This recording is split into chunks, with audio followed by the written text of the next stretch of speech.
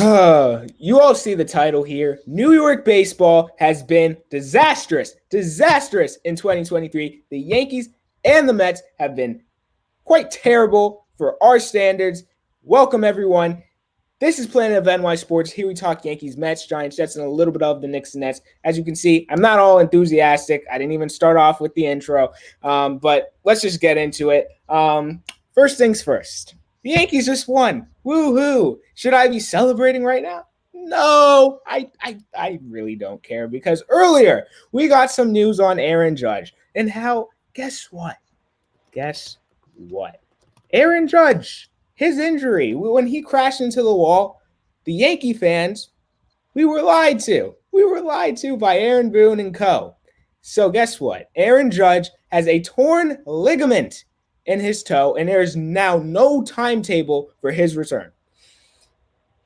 When I saw this news, I almost lost it. Well, guess what? I've already been of the opinion that the season is – I say the season's over. Other people probably think, oh, no, you just got to get in. I don't think the way this Yankee team is structured, right now, if they don't make any big moves, which I don't think they will because Brian Cashman's just not going to do that. He's just going to go ahead and get some Band-Aids, stopgaps, dumpster diving. We're going to get you'll get Cole Hamels out of retirement if he hasn't retired already. Yep, what Rodrick has on his finger right now. So I really don't feel too confident about this Yankee season. I've been seeing some proposed trades of the Yankees possibly giving up a young reliever like Marinaccio just to offload Donaldson's contract. Now, that makes zero sense when Donaldson has one more year on his deal, basically. After this year, you don't have to worry about Donaldson. So I don't understand why you would do such a thing. That's dumb. But can you make the case that the Yankees should maybe do a retool at the deadline, do what they did in 2016? I wouldn't put it past you if you decided to do that. And I think they should because I'm not feeling too confident about the Yankees' chances this year. Rodrick, just real quick here, what do you think the Mets should do at the trade deadline? I mean, they got to protect their top prospect. Is that gone? No. Okay. They gotta protect the top prospects and sell what they can. I mean, we're gonna get into a little bit later, but they just traded Escobar, who's on an expiring deal, for two young pitching prospects, which I actually really like that move. We have one of the guys is okay, but the other guy could possibly be a stud right now. He's in Double A, so that was a good trade in my opinion. But you start with Escobar. Look at a guy like Tommy Pham, who could probably get traded.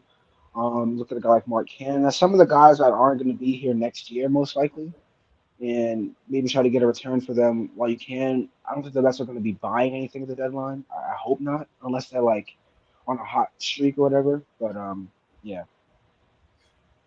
Okay. And then just coming back to the Yankees here and Aaron Judge. So Aaron Boone says that he expects Aaron Judge to return this season, but is not guaranteeing it. That he says that's an absolute. I cannot say that about anyone. Okay. It's a terrible sign. Yeah, that's terrible because, and guess what? I don't take anything Boone says into consideration because this man has lied all the time. He lies every year about these guys' injuries, especially like Stanton and Bader. He just wrote on, just lies. They're like, oh, it's not that bad. They'll be out for this amount of time. And then more news comes out that it's even worse, just like Judge right now. So, like I said, if you're the Yankees at the trade deadline, at this point, do not buy. I just don't. Maybe even look for a trade partner for Gleyber Torres and call up Peraza, which I don't know why Peraza is rotting in the minors right now when you got Josh Donaldson who's hitting like 125. I can't. But sticking with the Yankees, there's also a certain owner that I just want to look at. When you look at both New York owners, one, has the pulse of the fans. The other, no. You can make the argument So. Yeah, it's so. The other one definitely does not have the pulse of the fans at all. Because Hal Steinbrenner, this guy, Hal Steinbrenner said, I don't know why Yankee fans are mad. I don't know why they're mad. Why would they be?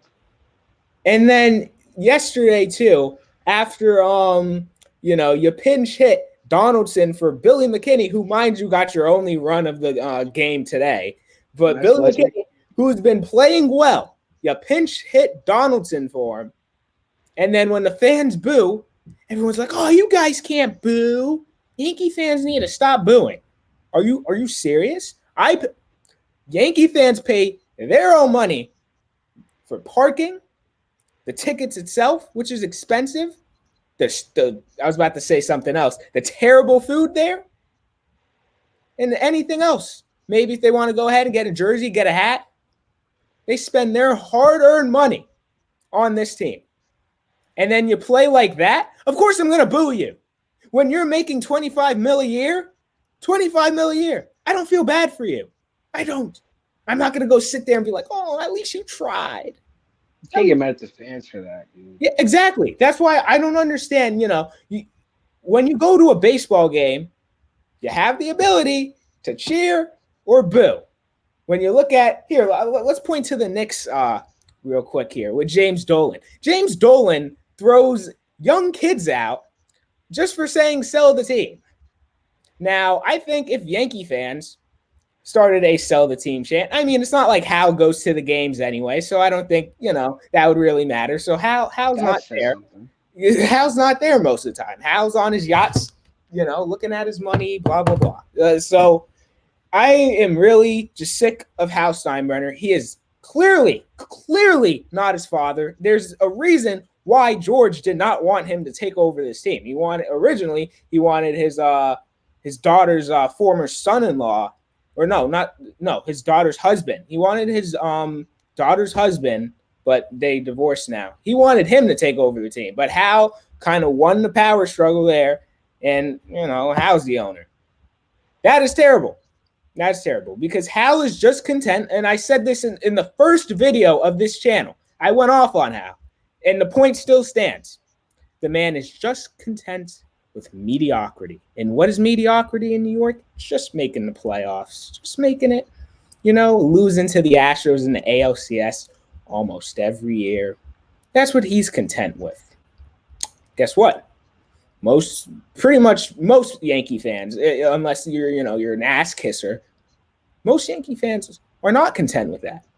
And call us spoiled, whatever.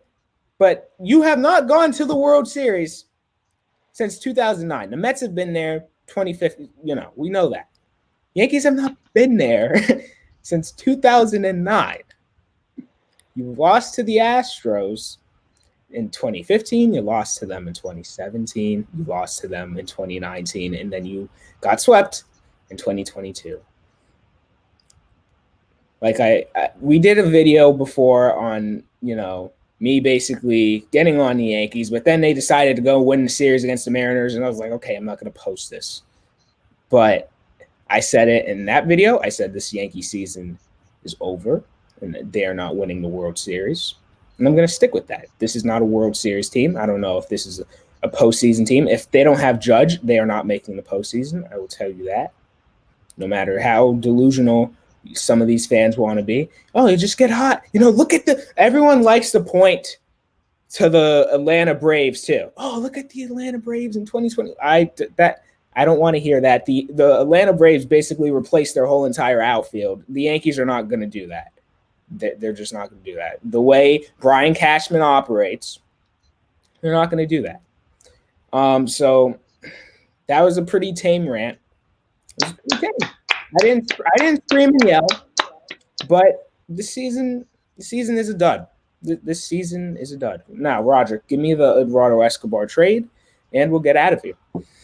Okay, I probably should have remembered these guys' names, but we got two pitchers. One, they're both in Double-A, and two, one of them is going to be one of our premier or top-end pitching prospects.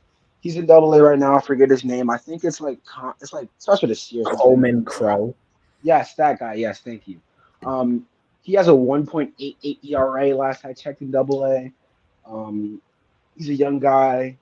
We can see what he turns into as the Mets just won, but we'll see what he turns into. And like I've been saying for like the whole offseason, basically, we don't have much pitching prospects in our pipeline, so it'd be nice to get some pieces. And people on Twitter and all over baseball media, whatever, but this is a great move for the Mets. And this might be like the first move that Bill Evans made that's been like, all right, you did something here. Congratulations. Good job. Escobar, I give him the guy a hard time. I don't really like him, but he was a good guy in the locker room. So it sucks to see him go for that aspect. But as a player, he wasn't playing as much. Beatty is the better option. And just one more thing, we traded to Escobar, right? And we called up Danny Mendick. Uh, First and foremost, what the hell is that? Secondly, Mark Vientos. Hello, Ryan Mauricio. Hello. I mean, these are guys who have like I saw some tweet yesterday. They did the stat breakdowns between like Mendick, Vientos, and Mauricio. Mendick is like significantly worse in every single hitting stat. So it's like at some point I'd be like, all right, what are we doing here? And I don't know, man. I mean, at this point, I'm trying to like check out mentally, which I don't do that often, so it's a little difficult. But like Russell said, their season's over. Our season's pretty much over, unless we just somehow do a Braves or Phillies or Nationals. The season's over. We're not gonna do anything. I hope they sell as much as they can at the deadline and extend Pete. Um, I don't know. Besides that, there's not much else to say. So just a quick stat here. Ever since Escobar went to the bench in 67 plate appearances, he did bat 323. This is true. So, This is true. but I think this was a good move for the Mets. Now, Rodrick, you were bringing up selling as much as possible. Now, when I was listening to WFAN last week, there were Met fans calling up, making the argument after this season, so not selling at the deadline right now, but after this season, do you possibly try to trade either Max Scherzer or Justin Verlander? That would defeat the entire purpose of any and everything, and we'd have zero pitching. Like the reason I'm not completely like, all right, the season's over, is because we haven't played our division a lot. Um, we've been beating the good teams, it seems almost, but been losing to the bad teams. And we're not still fully healthy yet. We still don't have Quintana. So it's like, I know I talk about the Braves and the Phillies and the Nationals a lot. How they started out pretty awful and worked their way back up to where they needed to be. But like, if you trade Scherzer and Verlander, it just shows having no direction. And also, what are you gonna get for them? Like, you're gonna have to eat the salary, and then on top of that, you're not gonna get premier prospects. So it's like some people are delusional. You gotta come to accept that. Some people just are mentally challenged. So that doesn't make any sense to me. So. And also, speaking of eating the salary, Patrick Corbin. Oh my gosh, shut up. Oh my gosh. Do you want to just talk about what? We have Steve. What are we taking on salaries for, man? Patrick Corbin, that guy gives up like 6 runs a game, dude. That guy is an idiot. Patrick? The reason he's even in the majors because he's like making like 40 trillion a year, it seems like. Yeah, he's been like one of the worst pitchers in baseball since probably 2021. So since the World Series, he's been atrocious. Well, 2020, I don't really count. He was okay, but okay. 20. No, we're not counting. No, yeah, but then 2021, that's when he had basically a 6 ERA, and then 2022 had a 6.3 ERA, and then now he has a 5.3 ERA. So I take him deep any day of the week. I take him deep. 550 to dead center every time. He does not throw hard at all. His velocity has gone down year by year. His RPMs on his breaking balls have gone down year by year. I don't see why the Mets would do this. I just don't. I just want to say something right quick. Man. Go ahead. The owners and the fan bases of both New York teams have a serious discrepancy. What the owners think is okay and what the fans think is okay is two different things. And we need to meet on some level ground. With the Yankees owner being like, oh, I don't know what the fans expect. I don't know why they're booing. You are the owner of the New York Yankees. I don't know what you expected to happen, but they're gonna cheer and they're gonna boo. That's what they do. And the Mets over here eating salaries. Andy Martino, that guy's an idiot. He needs to lose his job. In all honesty, and that's what most of the fan base thinks. Um, we're not. We're it doesn't make any sense. And you know what sucks? I gotta go watch this team play more, cause beginning of the year I'm like, okay, we made the playoffs last year, had 100 wins. We're gonna be good again this year. So let me go see them play against the Cardinals and the Braves. I don't want to go to these games anymore. The team sucks. No, I'm done. No more ranting for the rest of the year. No more. I can't do it anymore. Yeah, that's why you even heard me. I didn't scream and yell about the Yankees because I've been so kind of just took out of this season. I've done it too many times. I did it last year. I do it basically every year with this team now. And since August of last year for the Yankees, their record is probably at 500 or worse. And like the stats show that. They had that terrible August, which knocked them out of the first seed. And that pissed me off really much because, you have first seed against Houston, blah, blah, blah. But they don't care about that. And then also just going back to Hal Steinbrenner real quick. So the question was asked, if you have failed since 2009, there doesn't seem to be any accountability in those failures if the same guys keep coming back to take another kick at the can.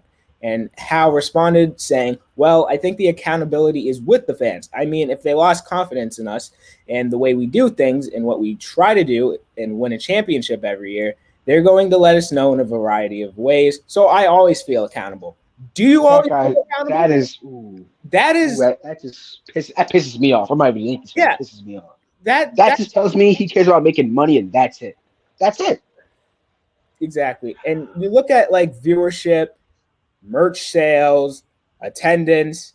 That's always going to be strong if the Yankees are decent. So, why does the accountability like fall on the fans solely? That's my question. Like, seriously, why does it fall on us? Why? Especially when you are bringing back the same guys. And apparently now, we're like, Boone was saying, oh, yeah, we need to see more of Donaldson to see if he can get back that, pre-2021. What? You saw him all of last year. You're seeing him this year. What more do you need to see? This is what I'm talking about. There's no accountability. None. And DJ LeMahieu, who was one of my favorite Yankees, he is cooked. He's cooked. This has just been terrible. And there's no accountability with the Yankees. And if there was accountability, then Aaron Boone would not be the manager of this team, and Brian Cashman would not have gotten a 4-year deal. I'm going to leave it right there. Now, if you can all do me a favor, hit that like button, hit that subscribe button. We'll see you all in the next video. Hopefully the Yankees and Mets win their series tomorrow. But if they don't, who cares? Yeah, if they don't at this point, I mean, well, whatever. Get a better draft pick. Yep, seriously. See you all in the next video.